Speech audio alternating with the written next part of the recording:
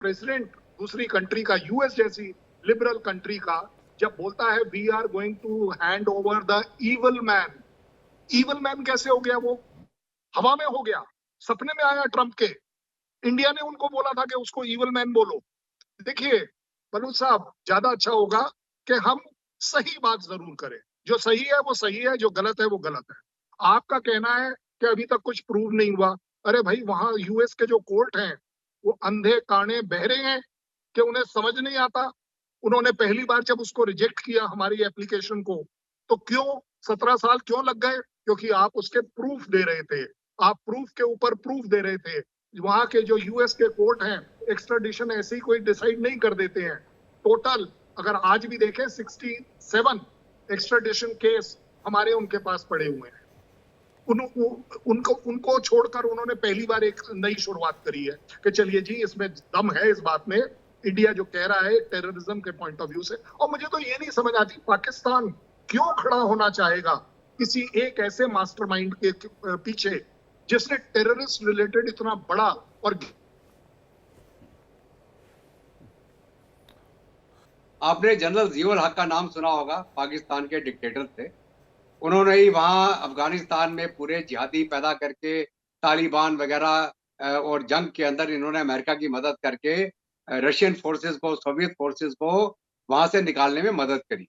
ठीक है, ये जियाउल हक वही हैं जिन्होंने ऑफ टोपैक के नाम से एक मुहिम चलाई भारत के खिलाफ, to bleed India by 1000 cuts. उसी मुहिम के चलते इन्होंने टेररिज्म को भारत की तरफ मोड़ा और लगातार भारत के अंदर बम ब्लास्ट, इधर अटैक उधर अटैक, ये करते चले आए। ठीक है, और इसके बाद परवेज मुशर्रफ आए, कारगिल की जंग हुई, उसके अंदर डिनाइल हुआ। वो चाइना में बैठे थे, जब उनका कॉल इंटरसेप्ट हो गया, उन्हें बोला कोई बात नहीं, टूटी तो हमारे हाथ में है, ये कारगिल बंद हुआ तो हम दूसरा टूटी खोल देंगे। दूसरी टूटी क्या? टेररिज्म की टूटी। ठीक है, वो टूटी उन्होंने बाद में फिर वो 26/11 में खोली।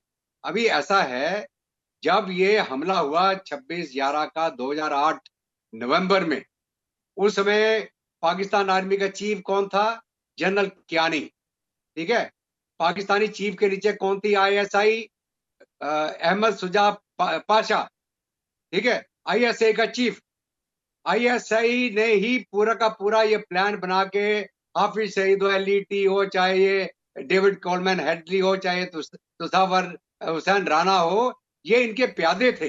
इन्होंने इसका इस्तेमाल करके भारत के ऊपर ये प्लान हमला करवाया। आप कहते हैं कि जो आपने 26/11 की बात की कि जनाब ये हमारा बॉम्बे पे बहुत बड़ा अटैक हुआ, और पाकिस्तान को आप लिंक कर रहे हैं जबरदस्ती। अब आप लोगों के पास, किसी के पास कोई सबूत नहीं कि पाकिस्तान का इस लिंक के साथ क्या ताल्लुक है। अच्छा, यही चीज आप अजमल कसाब की आप लोगों ने बना ली है कहानी कि अजमल कसाब कौन था, अजमल कसाब जो है पाकिस्तान से आया था वगैरह वगैरह। इसका तो मैं पोल अभी आप खोल देता हूँ। पाकिस्तान कहता रहा कि जी आप अगर हमें करते हैं तो हमें इजाजत दें कि हम अजमल कसाब के, हम वहां पर कोर्ट में जाके हम भी उसमें शामिल हो जाते हैं। वैसे आपकी हुकूमत ने तो अलाउ नहीं किया हमें, उससे मिलने तक अलाउ नहीं किया। अब मैं कुछ नहीं कहता कि बॉम्बे अटैक के बारे में मैं कुछ नहीं कहता। मैं कहूंगा तो कहेंगे जी आप पाकिस्तान का वर्जन है। आपकी बातें तो हम सुनते ही रहते हैं, तो कोई नई बात नहीं है। लेकिन मैं आपको एक इंडिपेंडेंट, एक इम्पार्शियल बात करने लगा हूं। एक किताब है जी, उसका नाम है द बिट्रेयल ऑफ इंडिया। ये एलियस डेविडसन है, एक जर्मन है, उसने लिखी है। और ये आप गूगल पर सर्च कर लीजिए, जी चैट पर कर लीजिए। इसका नाम है द बिट्रेयल ऑफ इंडिया, और ये बॉम्बे अटैक्स के रेफरेंस में लिखी गई है। 2017 में शामिल, 2017 में शाया हुई है। उसके अंदर वो ये लिखता है, उसने साबित किया है बड़ा कैटेगरिकली कि ये वेल प्लान था इंडिया का अपना। ये जो बॉम्बे का था, इसके साथ उसको अमेरिका में कुछ लोगों की शमूलियत थी और इसराइल में कुछ लोगों की। आप सुन लीजिए ना, ये मैं बस सुनते रहिए। उसने कहा कि ये सारे का सारा एक जो प्लान था, ये सारे का सारा प्लान इंडिया की अपनी एजेंसियों का था, जिसमें उनको कुछ अमेरिका के कुछ लोगों की शमूलियत थी और इसके अलावा कुछ इसराइल की उनको शमूलियत। ये मैं नहीं लिख रहा, एलियास डेविडसन की किताब है the betrayal of India. Pakistan में कसाब लफ्ज यूज नहीं होता किसी भी कास्ट के साथ, कसई यूज होता है। तो ये वो चीजें हैं कि जो शामी साहब ने कहा कि फॉल्स फ्लैग, तो मैं तो इस चीज को इस सिमत में लेके जाऊंगा कि फॉल्स फ्लैग ही है।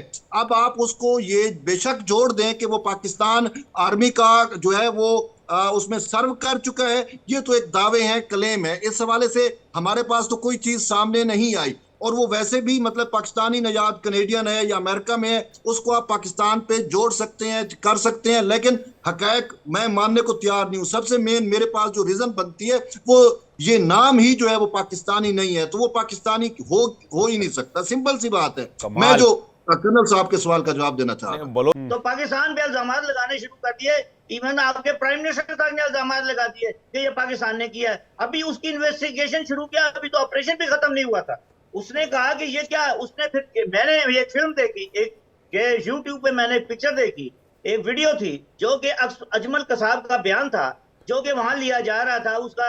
उसका जो जब वो जख्मी हालत में उसको हॉस्पिटल में था और एक पुलिस ऑफिसर उसका बयान ले रहा था और वो जो बातें कर रहा था, वो उसको कहा गया ये उखाड़ा वो हम